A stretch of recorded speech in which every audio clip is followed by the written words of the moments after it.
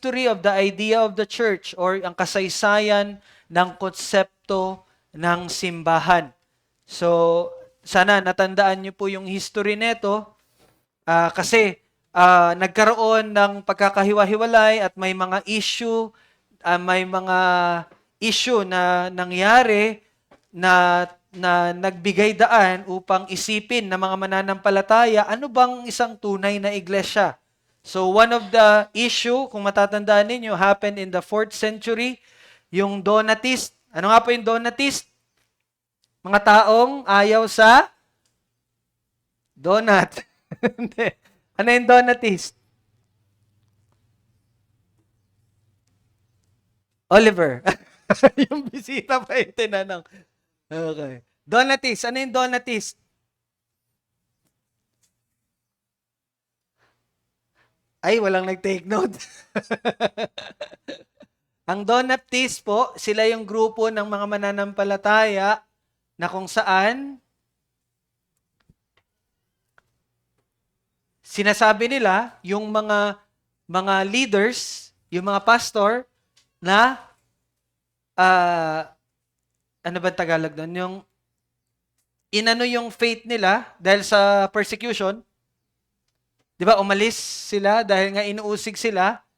Tapos nung wala na yung pag-uusig, naging mapayapa na yung lipunan, gusto na nilang bumalik sa church na bilang leader pa rin ng church. So yung mga Donati, sabi na, hindi na pwede. Inano mo si Kristo eh. Kumbaga, ano tawag doon? Ano ba tagal? Hindi po, yung parang tinatwa ba yun? Ay yung itinanggi. Itinanggi mo na si Kristo para hindi ka lang mausig. O ba't babalik ka? Di ba? Yun yung mga Donatist. No? I-maintain daw yung purity ng church sa pamagitan ng hindi napagtanggap doon sa mga itinanggi na si Kristo. Okay? Pero sabi naman ni Augustine, sabi niya ang kabanalan ng church ay hindi nakasalalay sa mga leaders. So kung sila man ay itinatwa nilang ang Panginoong Hesus ay nagkasala sila, hindi doon ang basihan ng kabanalan ng iglesia. But ang kabanalan ng iglesia ay kay Kristo lamang. So doon, yung issue na yon is nagkaroon ng question, ano ba yung church? Diba? Ano ba ang ibig sabihin ng isang iglesia? Ano ba siya, kailan ba siya matatawag na banal? Kapag banal ba yung leaders? O dahil kay Kristo? So yon, yung isang issue. Yung issue na nangyari. Okay? Ano pa? Ano pang natatandaan nyo na issue? Yung yung about naman sa authority. Kung ang Santo Papa na tawag na Papa, siya ba yung tinaguriang leader ng iglesia? No? Meron bang isang tao na kinatawan na matatawag natin na leader ng church? And that is, sabi nga ng Roman Catholic Church ay ang Papa. Or, ito namang kabilang grupo, which is yung, di ba natandaan nyo, 5 yung church dati? Nahiwalay, yung isa nahiwalay sa 4. Yung isa napunta sa west, yung 4 sa east. Ano yung napunta sa west? That is the Roman Catholic Church. Yung 4 naman is yung sa east. And sila, ano tawag dito? Kiniklaim nila ng isang church ay hindi pinamumuna ng isa lang na leader, no? But each na mga local churches ay merong autonomy. Pag sinabi nating autonomy is meron silang own power or leadership, no? But indeed, ang leader noon ay ang Panginoong Hesus na ginagamit ang mga tagapangasiwa or yung mga elders or pastors or yun nga, tawag ng mga pastor. Okay? So yun, nagkaroon ng tanong, ang church ba ay may isa lang leader or kada local churches ay may itinatalagang mga leader? So ganun ang tanong ulit, no, na naging issue. And so, in relation sa pag-alam natin sa kung ano bang iglesia, merong mga tinatawag na dichotomies. Ano nga yung dichotomies? Dichotomies. Inday, hindi ko to miss. Yun ba yan? Dichotomies ay Okay, ito po, para matanda niyo. Dichotomies ay mga dalawang ideya na tila magkasalungat. Parang ganon. Dalawang ideya na tila ay magkasalungat. Sa unang dichotomy na mahalaga to understand the church is visible at invisible. Di ba? Magkasalungat yon. Pero, we learned na ang church pala ay visible at invisible. Dichotomy yun ang tawag doon. Okay na? Magkasalungat, pero tinitingnan natin yung tamang kahulugan. Okay, ano nga po ang iglesia, or ano nga po ang nakikitang iglesia or the visible church? Review po to ha. Review pa to. Ano yung nakikita or sa English, visible church? Ano nga yun?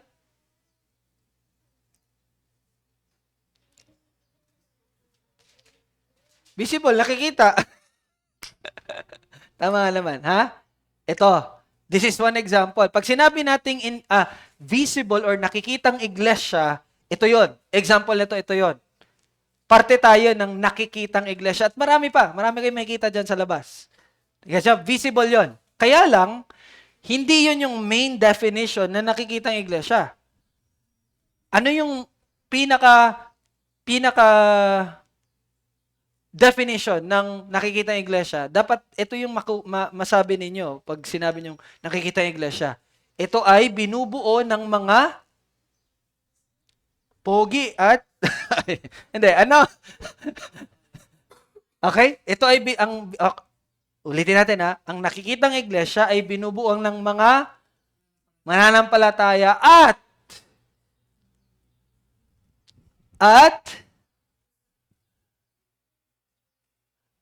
okay, ganito na lang.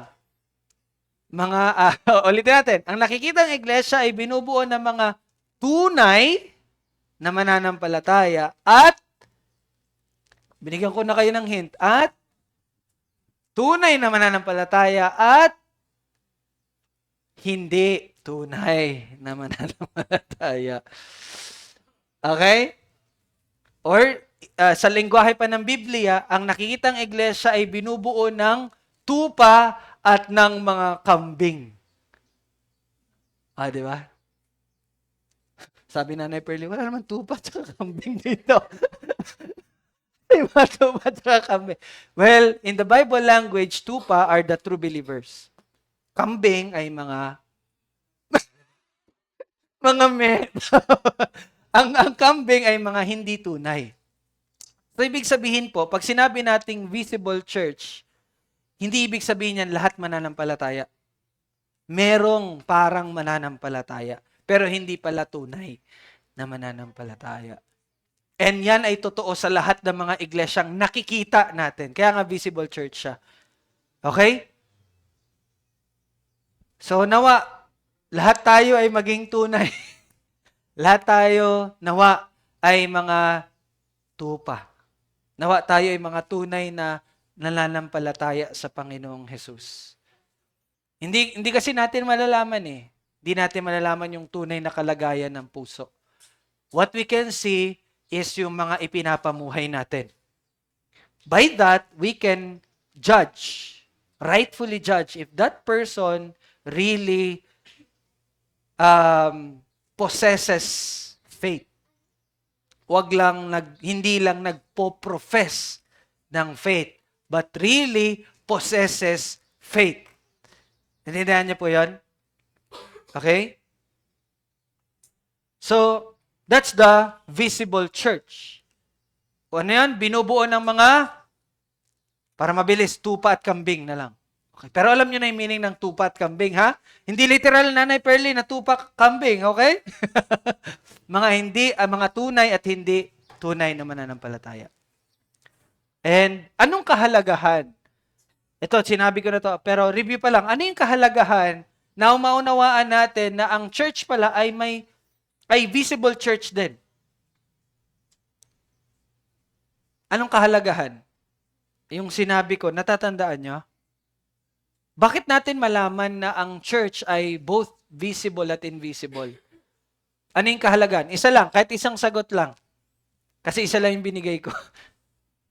Ang kahalagahan nun ay upang maintindihan natin kung bakit minsan gusto ko bakit minsan merong kaguluhan sa iglesia. Bakit minsan or madalas may nakikita tayong bakit yung church ang daming skandal? 'Di ba? Ang daming issue sa church. Well, ang isang makakatulong na mag-explain noon ay dahil merong tinatawag na visible church in which true and not true believers. Kaya meron talagang gano'n na nangyayari. Okay po? Ngayon, ano naman yung invisible church? Yes, hindi nakikita.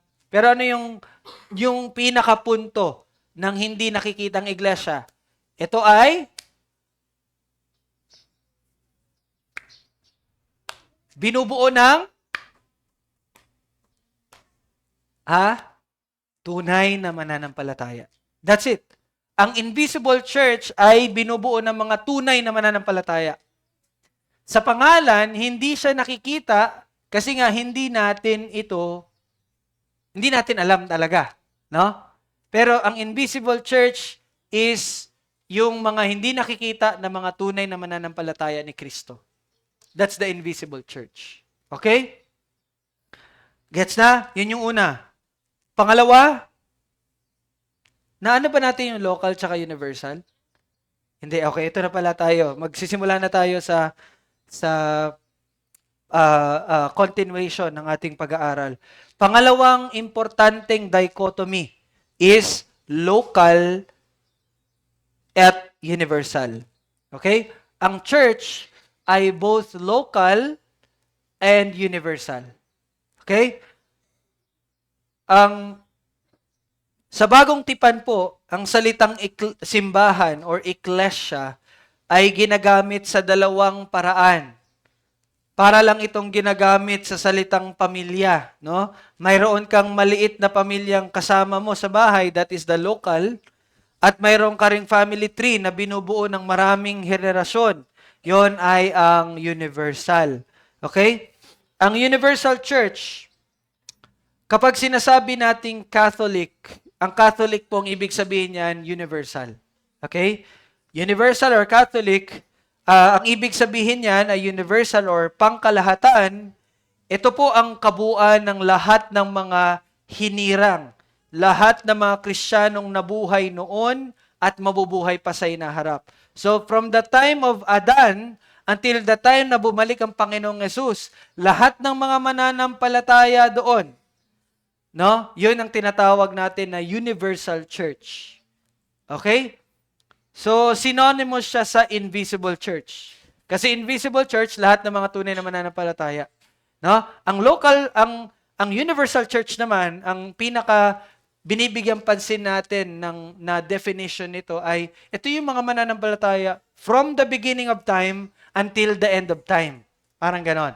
Lahat ng mga mananampalataya sa panahon na iyon, lahat iyon ay kabilang sa tinatawag na universal church. Ngayon, okay, ang simbahang ito, yung universal church, ay hindi pa kailanman nagtitipon ng sabay-sabay. Hindi pa yan nagtitipon ng sabay-sabay yung universal church. Why? Biruin mo yung mananampalataya sa time ni Adan. Wala na sila. Makakasama ba natin sila ngayon? Hindi. Di ba? So, ito pang isang definition ng universal church. Hindi pa nagkakatipon ng sabay-sabay. Hindi pa nangyayari yon. Okay? Sa kasalukuyan, ito ay nakakalat sa buong mundo at sa iba't ibang panahon. Pero, darating ang araw na magtitipon ito ng perpekto sa harap ng trono ng Diyos. A day will come, no? Na lahat, yung universal church, magtitipon niya ng sabay-sabay na sumasamba sa Diyos. Kailan yon? Sa pagbabalik ng ating Panginoong Jesus. Di ba? So, ganda nun. Ngayon, naisip natin, konti lang tayo, pero we know, a time will come na, wow, you will see, no, na napakaraming mga mananampalataya since the beginning of time until the end of time. Makakasama natin lahat iyon. Ngayon, ano naman yung local? Or yung local church? Ito po ang mas madalas na tinutukoy sa bagong tipan. Ito yung particular na maayos na binuong grupo ng mga mananampalataya na nagtitipon sa isang particular naman na lugar. Di ba kung matatandaan ninyo, may sinasabi to the church of Ephesians. Di ba? To the church of Galatians. So mga local churches po, iyon. Ngayon, madali lang natin maintindihan ang dalawang kahulugang ito, pero ang paraan kung paano sila nag-uugnayan ay naging sanhi ng malaking alitan sa kasaysayan. Okay? Ang sinasabi ko po is madali lang intindihin yung universal at local, pero meron itong malaking debate or alitan in the history of the church. Yun nga po ay yung meron bang boss ang Universal Church? Meron bang isang leader ang Universal Church? Now, ito yung pananaw ng Roman Catholic. Now, para lang bigyan kayo ng idea bakit binabanggit natin yung Roman Catholic Church, kasi remember, Reformation ay paghihiwalay ng mga tao mula doon sa maling katuruan ng Roman Catholic Church. So, kaya dito na ibabase yung ating mga pinag-aaralan. Hindi po ito pag-ano sa Roman Catholic Church, but tayo bilang mga Reformed Baptist, we must understand na tayo ay nagmula doon sa panahon na kung saan yung mga tao na dating mga pari din ng Roman Catholic Church ay nagprotesta, kaya nga Protestants ang tawag eh. Di ba? Mula doon sa maling katuruan na tinuturo ng Roman Catholic Church. Okay? So that's why, ang nagiging focus natin is more on, ano ba yung view ng Roman Catholic Church? Okay? Ano lang yan, parang, para hindi kayo maano. Bakit binibira nyo ba yung Roman Catholic? Hindi. Sinasabi lang natin kung ano yung mga nakita na maling katuruan at tinatama natin. Okay? Ang Roman Catholic Church po, naniniwala sila, again, na ang Universal Church ay dapat mayroong strukturang nakikita sa lupa kung saan ang Papa ang nasa pinakataas. That's why nagbibigay sila ng very high regard to the Papa, to the Pope. Kasi yun yung pananaw nila. Merong nakikitang structure na ang leader is the Pope. Yun ang pananaw nila sa Universal Church. Okay? Ang pananaw naman, tayo bilang mga Baptist, naniniwala tayo na hindi nagbigay ang bagong tipan ng structure para sa Universal Church dito sa lupa. Well, kung babasahin niyo yung New Testament, wala po talagang binigay na structure. Okay? Walang pinuno sa lupa o wala pong global headquarters na tinatawag. Sa halip, ang bawat local na church ay malaya or independent at pinamamahalaan ang sarili sa ilalim ni Kristo sa pamagitan ng mga under-shepherd. Yung under-shepherd, di ba, ang shepherd natin is Christ, the under-shepherd, yung mga, kumbaga, representative ng shepherd, which is Christ, yun yung mga pastor. Okay? So, nakikipagtulungan tayo naman sa iba't ibang simbahan dahil gusto natin ito gawin voluntarily. Hindi dahil may isang struktura tayo. Okay? Hindi dahil kailangan nating gawin iyon. But ginagawa natin yan because voluntarily, we know na kailangan din nating iyon gawin. Not as a structure, but bilang pagpapatibay at pagpapalakas din sa atin. You see? Now, narinig niyo na po ba yung landmarkers or landmarkers, tama? May narinig na kayo nun? Di ba merong Bible, may Reformed Baptist, may Bible Baptist, may Fundamental Baptist. Di ba may mga ganun? Meron ding Landmark Baptist. Pastor Olan, galing siya sa Landmark Baptist. Now, meron palang nangyayari is in the 1800s na merong ilang Baptist na tinatawag na landmarkers ang nanindigan na masyado nilang pinokus ang kahalagahan ng local church. Kaya, sinimulan nilang ituro na ang Universal Church daw ay hindi talaga umiiral. Ito naman yung nangyari dito sa Landmark Baptist. Sinasabi nila na walang universal church. But ang focus nila is the local church. Naniniwala sila na kung ang isang grupo ay walang tamang katangian ng Baptist, hindi ito tunay na simbahan. Okay? So, parang INC. Di ba? Kung hindi ka kabilang sa INC, hindi ka ligtas. Hindi ka tunay na mananampalataya. Ito rin sila, yung Landmarkers Baptist din. Kapag hindi ka or wala kang tamang katangian ng Baptist, hindi ka tunay na mananampalataya. Parang ganun din nangyari sa kanila. No? Bagamat, pinahalagahan natin ang ating pagiging Baptist, karamihan sa mga Reformed Baptist ngayon ay naninindigan sa 1689, London Baptist Confession of Faith, na malinaw na nagtuturo na merong universal church. Okay? Hindi tayo nakikiayon sa tinuturo ng mga landmarkers. Okay? So, ano nga po yung Baptist? Reformed Baptist ka, di ba? Alam mo yung Reform. Ano naman yung Baptist? O, review nga sandali. Ano yung Baptist? Bakit nga tayo Baptist? Baptist? Bakit Baptist? Bakit tayo tinawag na Baptist? Kasi nagbabaptize? Bakit? Bakit may Baptist? Bakit Baptist tayo?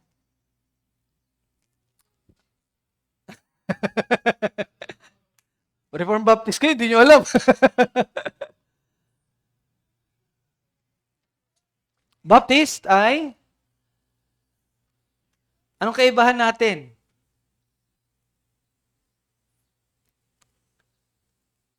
Ha? Ano?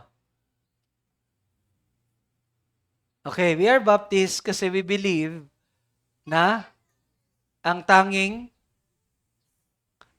karapat-dapat na bautismuhan ay ang mga malinaw na naghahayag ng kanilang pananampalataya. Hindi yung mga bata. So yun yung difference natin naman, kaya tayo naging Baptist. Okay, wala tong ibang yun lang talaga. Okay? So, kasi we believe in tinatawag na believers baptism. Yun. Kaya tayo Baptist. Hindi tayo nagbabaptize sa mga bata. Kaya kayo, kung magkakanak na kayo, huwag niyo sasabihin, papabaptize ko po siya. Uy, Presbyterian ka, hindi ka Baptist. Intindihan niyo? Okay? Walang baptism sa atin kapag bata pa.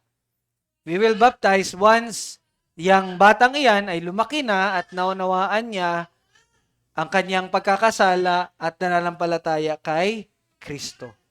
Okay? So, anong ginagawa natin pag may anak? Pwede kayong magpa-Thanksgiving. Pwede yun. Thanksgiving, pero hindi yun baptism. Actually, wala rin tayong dedication. Hindi rin dedication ang ginagawa natin. Okay? Ano pa? Para ma-clear natin yung mga wrong na mga Wala ring house blessing, wala ring house dedication, walang car blessing, wala ding car dedication. Hindi po yan. Mali po yan. Hindi po yung tinuturo ng Bible. Okay? So kung nagkabahay ka, hindi mo ipapa-blessing. Diba? Magpapasalamat ka sa Diyos. Thanksgiving. Yeah. O tayo, may anniversary tayo, pero mainly our anniversary is Thanksgiving to the Lord na umabot tayo ng 1 taon. Ganun yun. Intindihan niya? Okay? So, kaya ka Reformed Baptist. Okay, naintindihan niyo na? Okay. So, meron akong tanong sa inyo. Kung ang Biblia ay nagbigay ng mga instruction kung paano patakbuhin ang isang lokal na iglesia, pero walang binigay na instruction para sa global na or universal church, bakit sa tingin mo ginusto ng Diyos na ang lokal na simbahan ang maging pangunahing lugar kung saan tayo lalago sa ating pananampalataya? Bakit yun ang niloob ng Diyos na gamitin ang local church kung saan ikaw ay lalago sa iyong pananampalataya. Sa tingin mo lang, no, and based on your experience or base sa mga napag-aralan mo, bakit kaya, no? Bakit sa tingin mo yun ang ginusto ng Diyos? Yung local, hindi yung universal, but the local church. Bakit? Sige po. Doon kasi makikita yung yung tinatawag na means of grace ng Diyos. Dito lang sa local. Ang kaparaanan ng Diyos para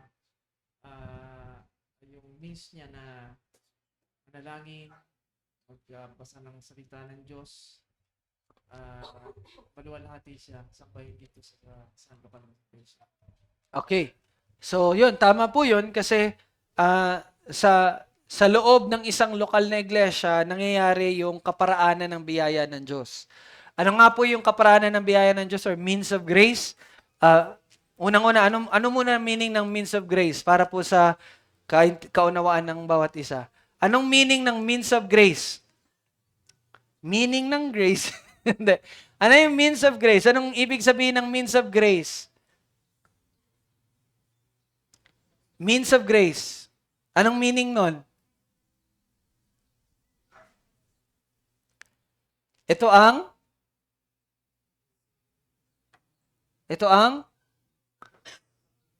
ginagamit na kaparaanan ng Diyos upang palaguin ang isang mananampalataya. So, dito ka pinapalaki ng Diyos sa pamagitan ng kaparaanan ng kanyang biyaya. At ano nga po yung, naintindihan nyo na yung means of grace, okay? Yun yung ginagamit na kaparaanan ng Diyos upang lumago ka, upang sanayin ka, upang turuan ka, upang sawayin ka, upang ituwid ka, upang ihanda ka sa bawat mabubuting gawa. No? Ngayon, ang tanong, ano po yung mga means of grace?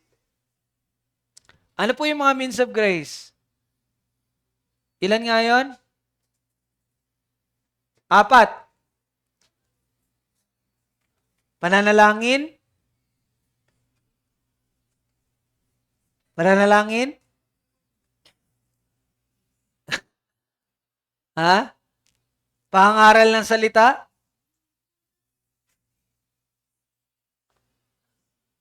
Ha?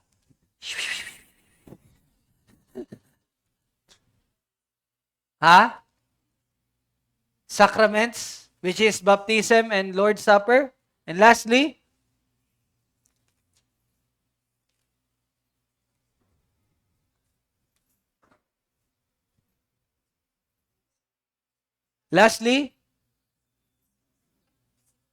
hindi. Fellowship. Yun yung mga kaparaanan ng biyaya ng Diyos. Pananalangin, prayer, word, preach word, sacraments, and the fellowship of the believers. So, diyan sa pamamaraan na yan, hinuhubog tayo at pinapalakas tayo, pinapalago tayo bilang mananampalataya. So, balik tayo sa tanong. Bakit pinili? Sa tingin mo lang, ito, subjective to ha. Bakit sa tingin mo pinili ng Diyos ang lokal na iglesia instead of the universal church upang palaguin or gamitin kung saan tayo pinapalago bilang mananampalataya? And one answer ni Papa Bong is dahil nga dito nangyayari ang means of grace. So yung diniscuss natin kanina. Sa tingin nyo paano pa? May iba pa po ba kayong ideya? Bakit local church ang focus? Bakit hindi universal?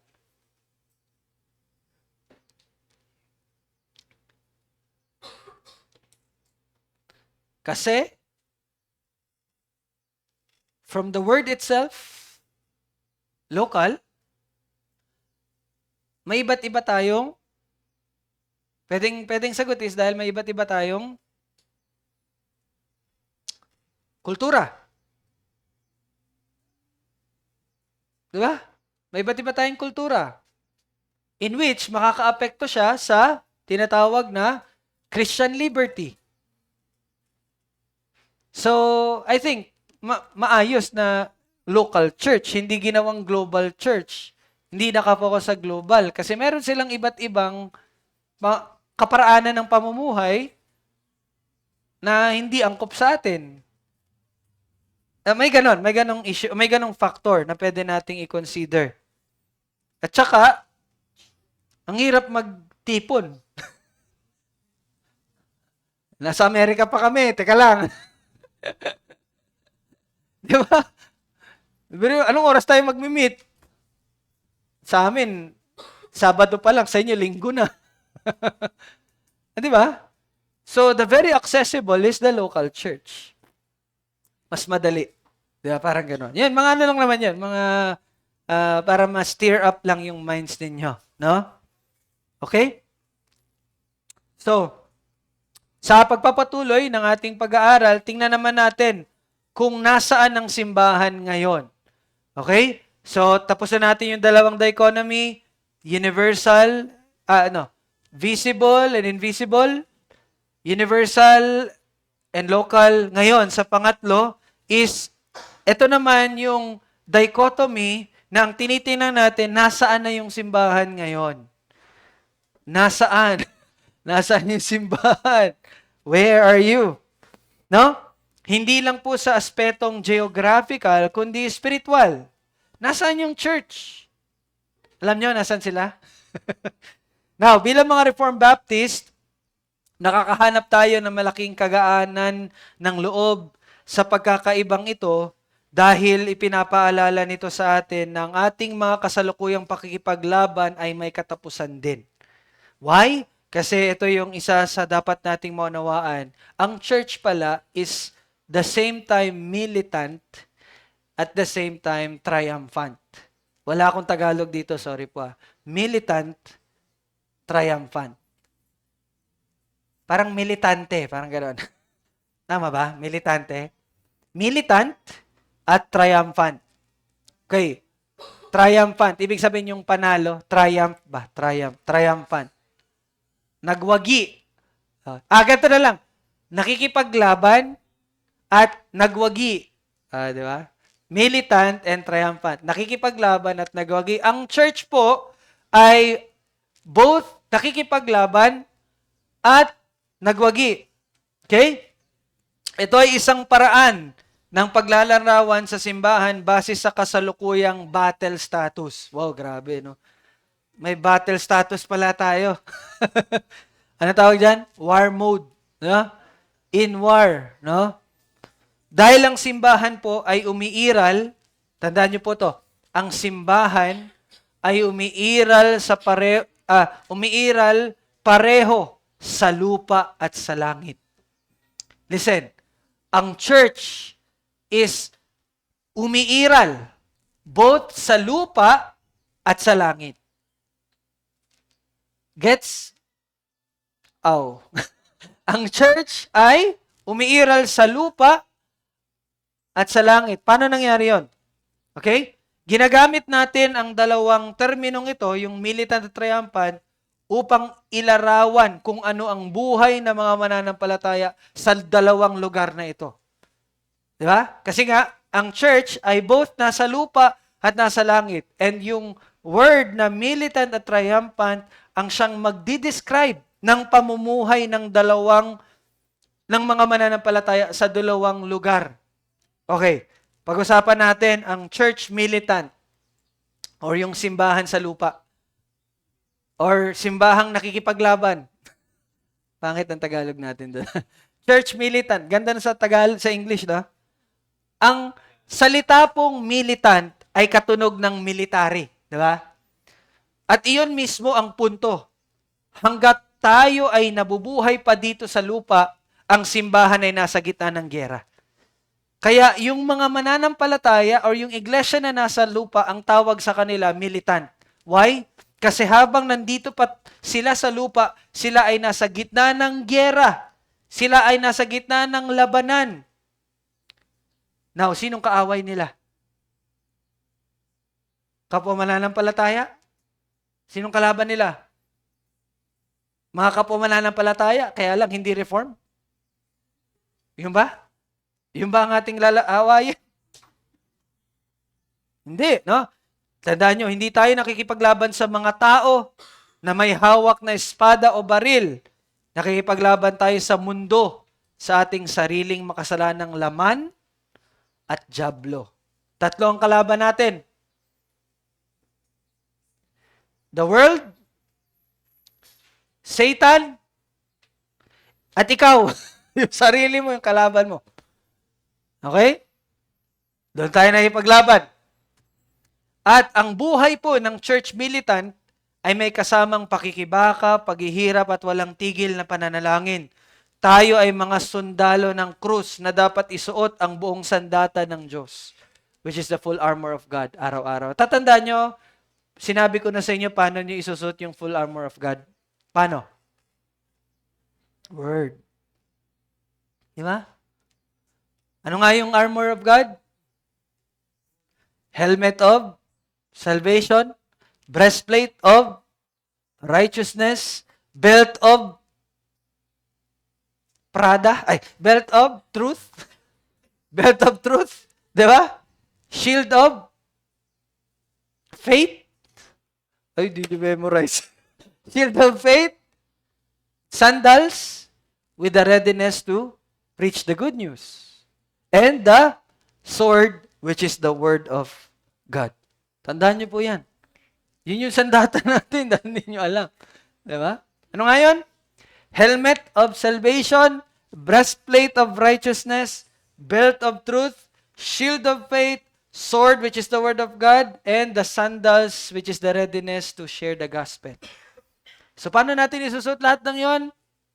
Through the word of God. Diba? Paano ka makikipaglaban sa sarili mo makasalanang buhay, ay laman, di ba? Sa salita po ng Diyos. So, that is the church militant. So, ibig sabihin, lahat ng mga mananampalataya na buhay pa, tawag sa atin, mga militant. Nakikipaglaban. Hindi matatapos ang labanang ito hanggat hindi ka namamatay or hanggat hindi pa bumabalik ang Panginoon. Naintindihan natin? Ngayon, ano naman yung church triumphant? Diba? Ito yung maganda. Yung church triumphant, from the word triumph, nanalo na, nagwagi na, ito ay tumutukoy sa lahat ng mga mananampalatayang, bago ko ito sagutin, tatanungin ko kayo, anong gusto nyo? Church militant or church triumphant? For ano lang, no? Anong gusto mo? Kabilang ka sa militant or kabilang ka sa triumphant, yung nagwagi na? Nakikipaglaban pa or yung nagwagi na? Yung gusto nyo lang naman. Sige na. Triumphant, si Papa Bong. Sino pa? Ha? Militant. Gusto ni Kapitana. Militant siya. Sige. Yung iba. Sige na. Gusto ko lang malaman. Triumphant si Gab. Okay. Yung iba. Militant. Militant si Oliver. Kayo? Militant si Tito Arman. Ikaw? Gusto mo? Triumphant ka? O sige. Triumphant. Okay. Ikaw dyan. Militant, triumphant. Nakikipaglaban or nagwagi na? Militant. O ba, mga sundalo to Okay. Okay. Ano lang naman to pang ano lang sa inyo. Okay, ito po. Ang church triumphant ay ang lahat ng mananampalatayang namatay na. Okay? Ulitin ko po Ang church triumphant ay tumutukoy sa lahat ng mga mananampalatayang namatay na at kasama na ang Panginoon. Triumphant na sila. Why? Nagwagi na sila. Bakit? Hindi na nila mararanasan yung labanan, yung hirap ng, di ba, yung temptation, yung sa mundo at yung pagkipaglaban ni Satanas. So, sino yung mga nagsagot ng triumphant? Okay, papatayin namin kayo mamaya. Di ba? Pero, yes, we must choose yung triumphant. No? Darating tayo dyan. Pag namatay ka na. Or kung hindi ka man namatay, pag bumalik na ang Panginoon. Kasi, again, the church triumphant, yung mga mananampalatayang namatay na at kasama na ang Panginoon. Kaya nga, di ba, ang iglesia, dalawa yung lugar niyan. Lupa at langit. Mga mananampalataya nandito pa, buhay pa, kaya lang, militant sila, nakikipaglaban pa sila. Kaya lang yung mga patay na, nandun na sa presensya ng Diyos, triumphant na sila, nagwagi na sila. Nagpapahinga na sila with the presence of the Lord. Di ba? Tapos na ang kanilang laban, nakatawid na sila sa finish line. Kaya po, para sa isang tunay na mananampalataya, death is not the end, but the only beginning of your true life. Yun ang kamatayan. Kaya huwag kayong matatakot sa kamatayan. You must be excited na mamatay kayo. Di ba? Kaya kumain kayo ng mga hindi magagandang pagkain. Ganun ba? Tama ba yun? Mali din yun, di ba? Mali naman yun. Mali din yun. Okay? Ibig ko lang sabihin is that, huwag tayong matatakot if ever our time is dumating na. But we must rejoice kasi sa wakas, finish line na natin. Nagwagi na po tayo. Diba? Sa biyaya po ng Diyos. Hindi na nila kailangan lumaban pa sa kasalanan, sa tukso, dahil nasa piling na sila ni Kristo. Tinatamasa na ang tagumpay na ipinanalo ng Panginoong Yesus para sa kanila. Wow. Diba? So, anong gusto nyo? Finish line. Di ba? So, pero yun ang kinagandahan. Pag namatay ka, kabilang ka na doon sa church triumphant. Pero iisang church lang yan, ha? Lagi nyo tandaan, bagaman may dalawa-dalawa tayong pinag-uusapan, batang pinag-uusapan natin ay iisa lang iglesia sa dalawang magkaibang pananaw. Pero we are talking about one true church. Okay? Okay. Ngayon, may paalala lang po ako. Di ba? Pinag-usapan natin yung church militant at church triumphant. Meron din po tinatawag na church suffering. Narinig niyo na yan? Huwag niyo na to i-take note. Huwag na i-take note. Hindi to. Gusto ko lang malaman ninyo. Meron tinatawag na church suffering. Ano naman to? Ito yung ginagamit or ikatlong category mula sa Roman Catholic Church. Again, the Roman Catholic Church teaches this. Merong tinatawag na church suffering. Ginagamit nila ito para ilarawan yung mga taong pinaniniwalaan nilang nasa purgatorio. Yes, yung mga taong nasa purgatory, sila daw yung parte ng iglesia na church suffering naman sila. Okay? Kung saan, nasa purgatory sila, na kung saan daw nililinis sila bago makapasok sa langit. Biruin nyo yun. Dadaan ka pa sa purgatory. Okay, mali po yung katuruan na yun. Wala pang purgatory. So, kung makarinig kayo ng church suffering, alam nyo na ngayon, mali po yun. Okay? So, base sa Biblia, tinatanggihan natin ang ideya ng purgatory. Dahil kapag namatay po ang isang mananampalataya, ang kanilang kaluluwa ay agad na ginagawang perpekto sa kabanalan at agad pumupunta sa piling ni Kristo. So, kung ikaw mananampalataya ka or may kakilala kang mananampalatayang namatay na, you know where they are right now. They are in the presence of the Lord Jesus Christ. Wala pong gitnang lugar ng pagdurusa. Okay? Mayroon lamang pakikipaglaban sa lupa at tagumpay sa langit. Yun lang yun. Okay? Ngayon, question and answer portion na ulit tayo. Kung ang simbahan sa lupa ay dapat na maging militant, okay? Or ibig sabihin, nakikipagdigma sa kasalanan, ano po ang mangyayari sa isang lokal na simbahan kapag huminto na ito sa pakikipaglaban at magsimulang makipagkaibigan sa makasalanang prinsipyo ng mundo? Remember, as a believer, you are a militant, nakikipaglaban. So anong mangyayari kapag huminto tayo sa pakikipaglaban sa makasalanang prinsipal ng mundo?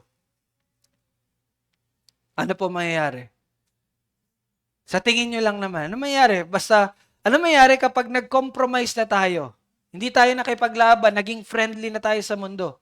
Actually, ito yung topic mamaya sa afternoon service. Magiging malayo tayo sa presensya ng Diyos. Yes, yun ang magiging isang resulta. Pwede nga hindi natin maramdaman ang presensya ng Diyos.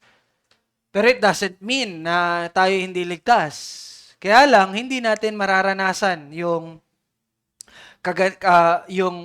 biyaya, no, ng pagkilos ng Diyos sa ating buhay. Pwede yun. Yun ang pwede mangyari. Ano pa po? Ano pwede mangyari? Pag nag-compromise tayo,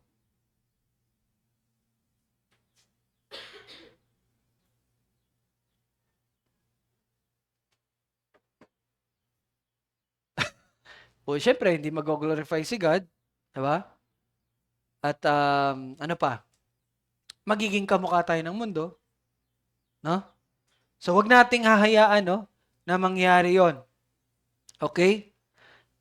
So, sana, pakaisipin niyo po yun. At nawa, ang bawat isa sa atin ay wag mahulog sa pagko-compromise, no, sa ideya at sa pamamaraan ng mundo. Tandaan mo, kung ikaw ay buhay pa, you are militant.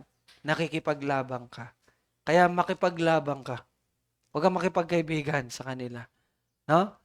Makipaglabang ka. Ngayon, may oras pa? 12:30 tayo, di ba, matapos? Okay, let's go. Paano ba? Ngayon naman, dadako tayo sa tinatawag na great test. Great test. Hindi, magkaiba. The great test. Hindi yung greatest na isang word. Great test. Ano to? Paano ba natin malalaman ang pagkakaiba ng tunay na simbahan sa peke? Actually, na-topic na natin to sa chapter... Ano chapter yan? Marks of the True Church? Chapter 3. Tama? Tama ba? Chapter 1, Nature of Church. Chapter 2, Attributes of the Church. Chapter 3, The Marks of the True Church. Chapter 4, Chapter 4 is Polity of the Church. Chapter 5, Discipline of the Church. Chapter 6,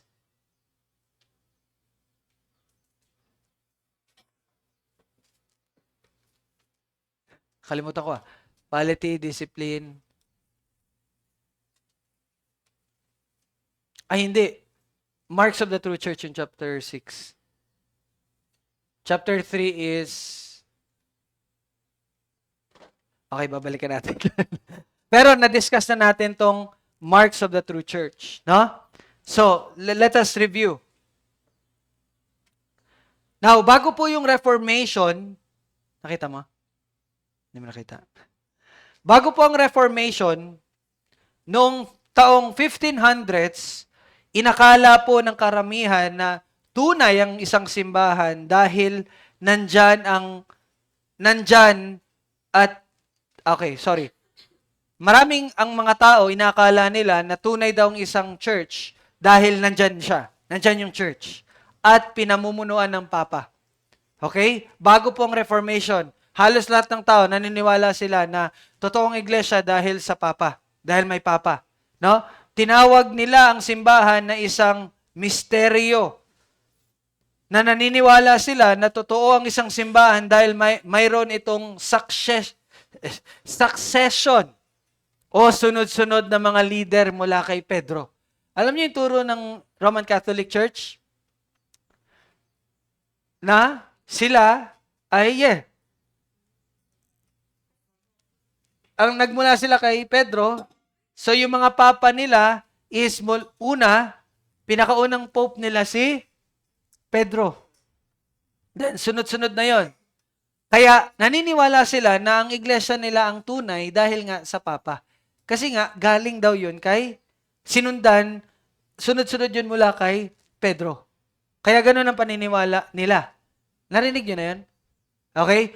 So again, ulitin ko po, they believe na sila ang tunay na iglesia because of the succession mula sa leadership mula kay Pedro. Pero, ang mga reformers tulad ni John Calvin at iba pang mga ninuno natin na Baptist, ipinaglaban nila ng isang tunay na simbahan ay hindi nagiging tunay dahil sa mga tao na namumuno. Tunay ito dahil taglay nito ang tamang mensahe. Yun yung ng reformers. Hindi dahil sa namumuno, but dahil sa totoo at tamang mensahe na pinangahawakan ng iglesia. Gaya nga ng sabi, Hindi ang upuan ni Pedro ang mahalaga, kundi ang turo ni Pedro. Okay? Nagets niyo yan? Nagets niyo yan? So, anong marks ng tunay na simbahan? So, dahil inangkin ng Catholic Church na sila ang tanging iisa, banal at apostolic church, gumawa ang mga reformers ng checklist. No? Gumawa sila ng checklist para matulungan ng bawat Kristiyano na makahanap ng isang tunay na at malusog na tahanan. Tinatawag itong marks of the church. Number 1, di ba, dalawa? Pero pwedeng gawing 3. Pero ang diniscuss lang natin 2. Ano yung una? Para tapos na tayo kagad. Ano yung una? Tamang pangangaral ng salita. 1, ang unang marks or tanda ng isang iglesia ay tunay ay kapag ito ay may tamang pangangaral ng salita. Okay? Tamang pangangaral ng salita.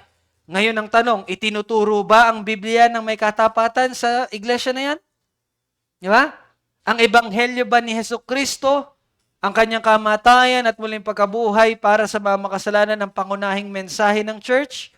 Or ang pangunahing mensahe ng church ay magpakayaman kayo, magtanim kayo ng binhi para umani kayo at lumaki ang inyong sweldo. Yun ba ang message ng church nyo? Or kung ano-ano na lang topic? No? Paano, ano ba? Di ba? Ito ay tinatawag na formative discipline dahil ang salita ang humuhubog sa mga tao. So again, the true church, ang isang marka niyan ay ang pagtuturo sa tamang salita. Pangalawa, ano yun? Ano yung pangalawang mark ng church, true church? Pagsasagawa ng ordinances or ordinansa. Ano nga yun? Ang baptism at ang Lord's Supper. Now, tingnan niyo po to. Di ba ang unang marks is yung Word of God? Yun yung tinatawag na formative discipline. Pag tinatawag na, tandaan niyo po, pag sinabi mong discipline, hindi yan yung pagpapalo or pagtutuwid lang. Ang disiplina ay paghuhulma.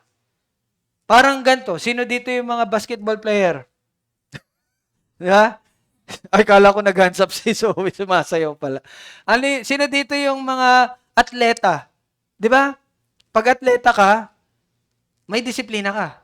Gising ka ng maaga, 4 a.m. Tatakbo ka 1 oras. Kakain ka ng ganito lang. Magsushoot ka ng 100 na dapat maipasok mo yung 100 na. Di ba, disiplina yan? Pero di ba hindi yan pagpapalo? Disiplina yun. Yun yung tinatawag natin na formative. Pinuporma ka. Hinulma ka. Formative discipline yun. And that is the word. It will form you. Meron namang corrective discipline. Formative discipline at corrective discipline. Ito na yung pagpapalo. Tinatawag yun na corrective discipline. At yung corrective discipline, nangyayari iyon sa ikalawang marka, which is the ordinances. Di ba? Baptism at banal na hapunan. Kasama dito yung corrective discipline. Bakit? Dahil dito, tinitiyak na ang simbahan ay nananatiling banal sa pamagitan ng pagharap sa mga makasalanang hindi pinagsisisihan ng miyembro, ng bawat miyembro. Kaya po tayo, once na ordained na tayo, di ba, tingnan nyo, wala tayong banal na hapunan. Wala tayong Lord's Supper. Kasi nga hindi pa tayo na-ordain. Pero once na-ordain tayo, di ba sabi ko sa inyo, bago tayo magse-celebrate ng Lord's Supper, magmi-meeting muna ang members. At ano yung meeting na yun? Nakafocus iyon sa corrective discipline. Doon, titingnan, hahalughugin, gabi no? Kung meron bang kasalanan, kung merong tinatagong kasalanan ng bawat isa. For what purpose? Corrective discipline. Para pagharap natin sa banal na hapunan,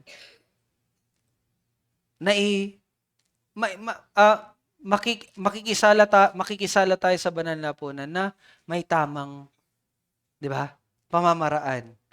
So, yun po ang gagawin natin soon. So, yan, nyo na. Okay? Okay? So, bakit ito mahalaga sa atin? Last na to.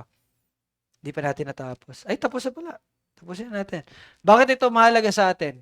Kasi po, bilang Reformed Baptist, naninindigan tayo na ang pinakadalisay na mga simbahan ay ang mga lugar kung saan itinuturo ang doktrina ng Ebanghelyo at ang mga ordinansa ay sinasagawa ng may kalinisan. So you see?